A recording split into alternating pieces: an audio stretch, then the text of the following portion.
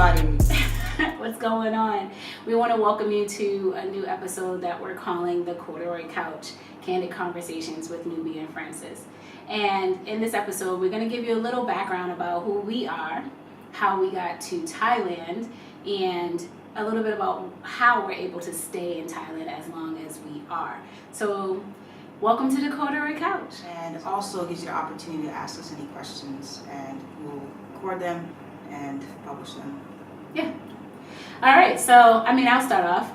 My name is Nubia for all of you guys who do not know, and I am a single mother of 2 young adults. My eldest will be 22. Wow.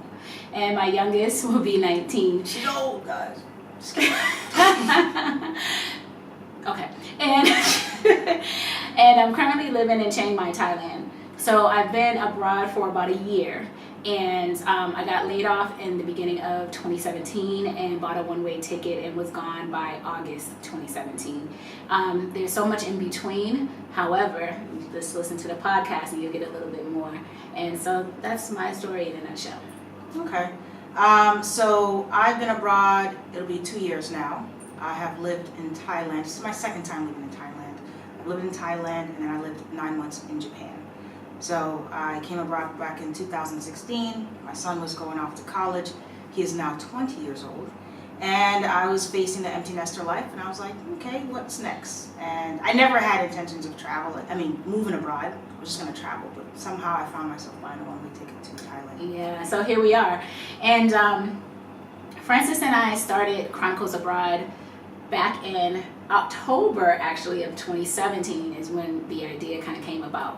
But the idea came into fruition in 2018 when we decided to go ahead and just push the move forward button. We was just like, F it, let's just do it. So we started a podcast. And with that, Francis was living in Japan at the time, and I was living in Thailand. And then I was just like, girl, you need to come to Thailand, because she was complaining all about the weather it was so cold in Japan. Yeah. And I'm sitting in Thailand like, oh, it's hot. She was like, forget you. So she packed up and came to Thailand in April of 2018. So here we are in our living room of our home in Thailand. So with that said, how do we get to stay here? Okay, so I am a entrepreneur. However, I work part-time teaching English online. That's it. That's all I do. I just teach English part-time online. I'll pick up little odds and ends, maybe teaching English to students at a language school or something of the sort. It's never full-time, it's never long periods, it's like little contract work. And it's decent money to just have because you're making what you call Thai baht. But when you work online, you make US dollar, and that's where your money comes in at. So I'm able to actually afford to live in Thailand. I maybe work less than 2 hours a day, 5 days a week, and I can afford my apartment, my bike, my groceries, and any other expenses that I like to do, which is I live comfortably. How are you able to stay in the country? Oh, yeah. Oh, that's why I was mentioning what I do. Okay, so what I do does not constitute a visa. So I cannot get a work visa by teaching English online. So I'm here on a tourist visa, which really allows you to stay in the country between 30 and 90 days, depending on which tourist visa you have. When I came to Thailand, I had a 60-day tourist visa that I got from the Thai consulate in Washington, D.C. before I left. And then I stayed in Thailand for 60 days, and then I made my first trip out of the country in order to get a exemption stamp to get back into the country. Now, the rule of thumb is you can do that as many times as you want, but it seems like Thailand is cracking down on that a little bit more. Yeah. So they start questioning like, you're back. Why are you back for? You know what I mean? So you got to be kind of, mindful of how many times you come in and out. And so you can give them a little background about how you get to stay, and then we can talk about how you can stay. Yeah. So I'm here, it takes a long time. So I'm eventually going to be here on a work permit. I should receive my work permit next year, which allows me a little bit longer to stay, which is approximately 90 days. You know, I still had to do the visa runs in between that time while I've been waiting for my work permit, but I still have to leave the country, so it doesn't matter. But so that's a little, when we talk about Thailand, makes it a little bit difficult for you to stay here for long periods of time, even with, you can have educational visas, you know, work visas. They're very different kinds of visas that allows you to stay here. So for me, I work at an actual school. I also do private tutoring and I work online. And so working at the school just makes the visa process for me way easier. Yeah. I'm not about that life. I just don't want to have a full-time job. But, you know, whatever works for you, you can make it work for you. So when she mentioned visa run, let us explain what that means. It kind of means exactly what it says. You have to run out of the country. Get out! Just to be able to come back in. So whenever you get stamped into a country, they give you a date that it expires. That's the date they want you out of their country. Some countries allow you in their place for 6 months, some a year, some longer than that. Thailand, unfortunately, only allows you 30 days unless you go to the consulate in a different country and apply for a 60 or a 90-day visa. You can apply for those, and you can apply for what they call a multi-entry visa or a single entry visa. Now, I don't know about other countries, but in the US, when you apply for a 90-day visa, they're all up in your financial business. They want to make sure you have X amount of money in your bank account, all these different requirements. So for some, it's worth it. For others, it's like, I'll just get a 60-day, pay the money, and I'm done. Now, a visa run means that whenever we're approaching our 30 days and it's time for us to leave the country, we need to find a place to go outside of Thailand itself and then come back. You can do that in the same day, you can do that a month from now, whatever it is, but you do need to leave the country. Mm-hmm. There are different ways of doing it. You can leave by plane, you can leave by land, or you can leave by sea, depending on where you are, you know. Now, land border crossings. Thailand has created some outrageous laws about that just recently, last year, where it used to give you the 90 days. Now they only give you 15, depending on where you're crossing for land. So we have Mae Sai is the northernmost tip of Thailand, and it crosses you over to Burma, right, Myanmar. And you can do that only twice in 1 year, and you can get a 30-day exemption.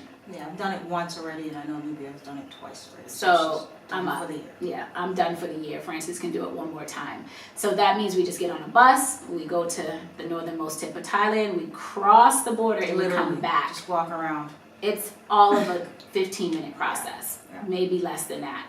It's a full day because it's about 5 hours to get there and 5 hours to get back, but it's literally a 10 to 15-minute process, and it's one of the most cheaper processes. It is, yeah, it's really affordable.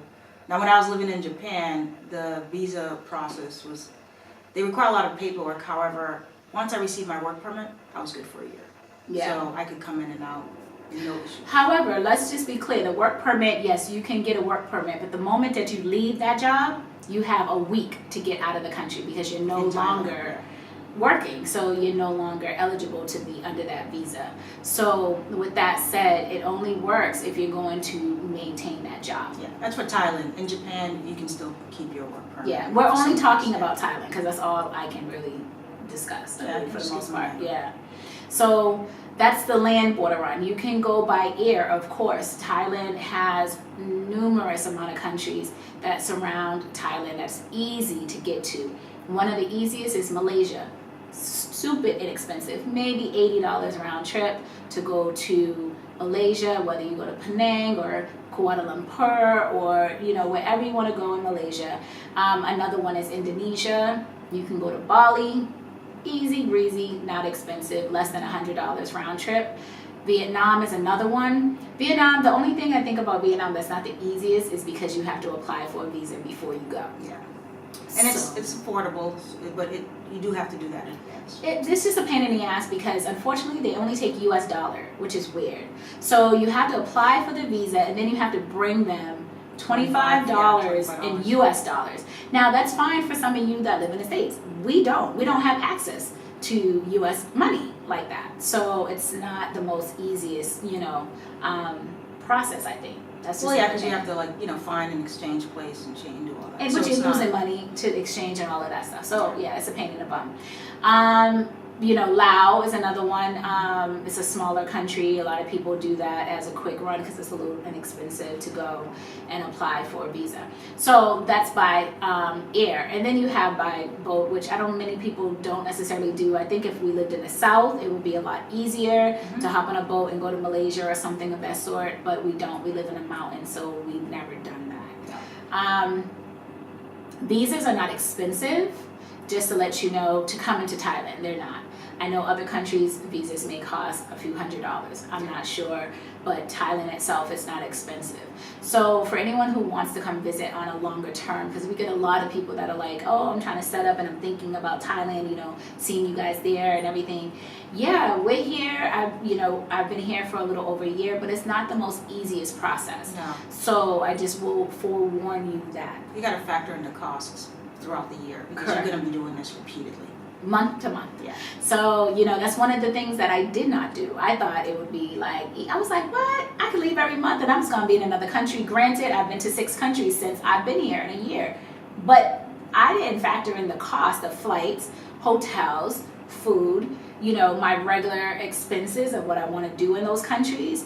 And it's just a headache sometimes. And there's times when I'm like, I don't want to go on a visa run right now. I just want to stay home or I have things to do. So you're always on a calendar rush. Yeah. So that's something to consider when you're thinking of moving to a different country is the visa process. Correct. How long you can stay in that country.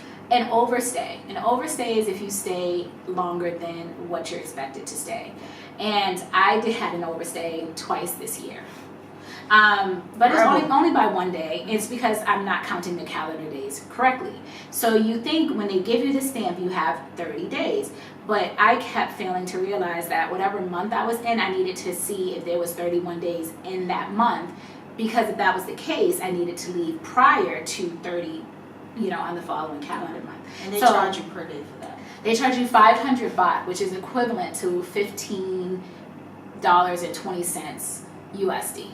So each day that you are over, you have to pay that $15 a day.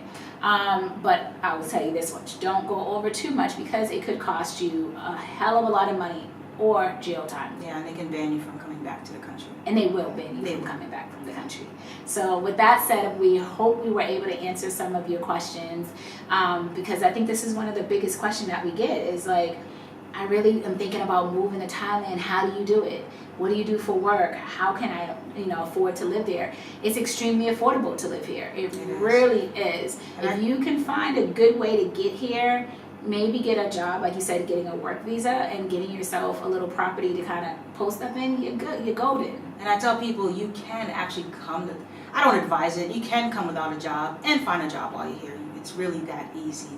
There are Facebook groups who are looking for teachers or any other kind of profession. If you have some tech skill or something like that, you will be able to find a job.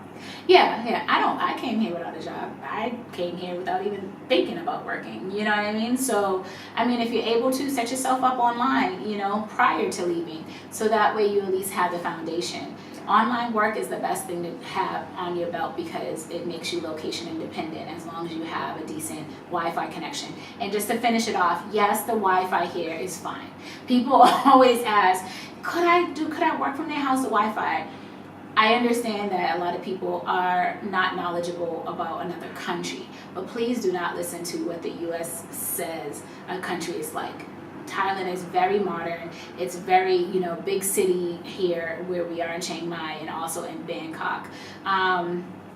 It's like anywhere else. So we have fiber optic internet, you know what I mean? Cable and all. We have cable and all. We've got it all. Yeah, so you can live very comfortably here and not miss too many things from home besides maybe some food or something like that. Yeah, but even the food you miss is usually not good for you. Yeah, the stuff you shouldn't eat. So, listen, just pull the trigger and come on over to Thailand. For sure. Start with a 60-day visa. And if you have any further questions or you have other questions that you would like to ask us, please make sure to send us an email at info@chroniclesabroad.com. We'll be doing a corduroy couch maybe once a month just to kind of reach out to you guys to say, hey, this is what's going on, and to answer your questions. So until then, peace. Bye, guys.